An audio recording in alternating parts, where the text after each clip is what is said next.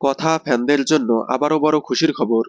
একের পর এক খুশির খবর আসছে কথা ফ্যানদের।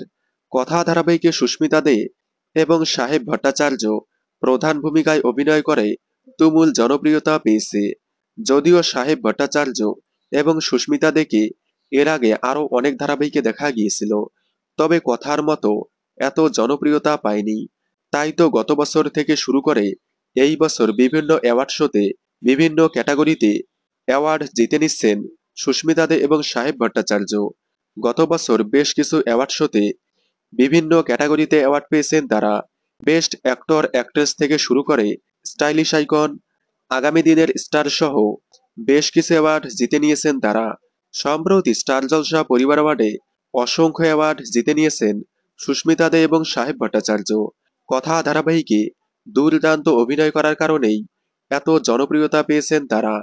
এবার আবারও মোস্ট স্টাইলিশ আইকন অ্যাওয়ার্ড পেল সাহেব ভট্টাচার্য এবং সুস্মিতা দে। ট্রেন্ডস এর বেঙ্গল মোস্ট স্টাইলিশে একসাথে অ্যাওয়ার্ড পেল সাহেব ভট্টাচার্য এবং সুস্মিতা দে। দুজনেই মোস্ট স্টাইলিশ আইকনের অ্যাওয়ার্ড পেয়েছে। কথা ধারাবাহিকে সাহেব ভট্টাচার্য এবং সুস্মিতা দে অ্যাওয়ার্ড পাওয়ায় আপনারা কতটা খুশি হয়েছেন কমেন্টে জানাবেন।